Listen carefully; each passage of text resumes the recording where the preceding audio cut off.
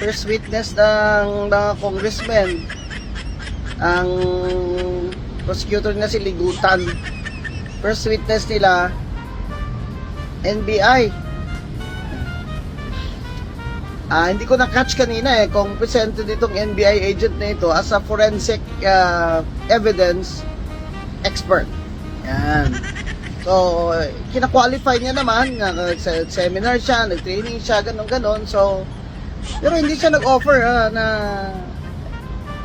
Your Honor, we are offering testimony of agent so-and-so as a forensic witness.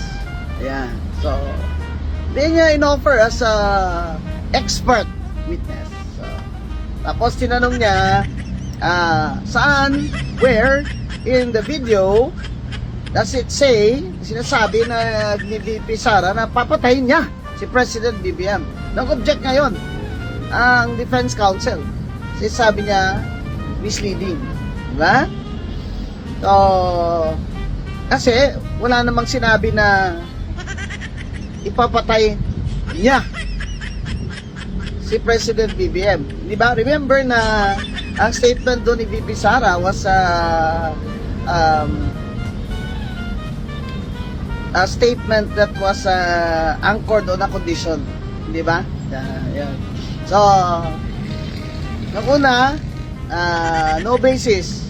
Pinaulit sa kanya. Ngayon naman, nag-ruling si Senator Cheese na the witness may answer. Object naman yung defense counsel na misleading. Kasi hindi naman yun ng exact na ano. Kung ako nag-ruling dyan sasabihin ko talaga, why, the best evidence is that video, prosecutor. So, why don't you just, since he's your witness anyway, you just let him affirm na he has already verified that video, it is genuine, diba? Ang hirap naman ng tanong mo kasi, where in that video? Di syempre, hahanapin niya yun sa ilang minutes, ilang seconds na nandyan sa video na yan. Yung pa na witness mo parang naantok, parang kagising lang.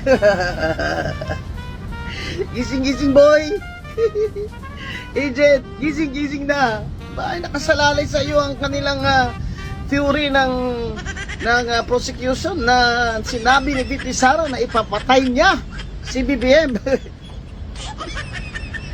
Hindi ko alam kung that is a crime of treason. What is it? Why does it fall under an impeachable offense anyway? If that were true or if that were proven. So baybayan natin itong yung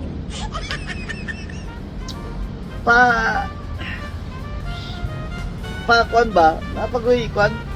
Pagkupugwapo ba? Ay, binisaya pa si Ligutan. Ayaw taon dong kay kaming mga Bisaya, bantay biya minimo. Huwag ka nang magpa-ano dyan. Diretso mo na ang tanong mo dyan. That's a court. Huwag na masyadong ng mga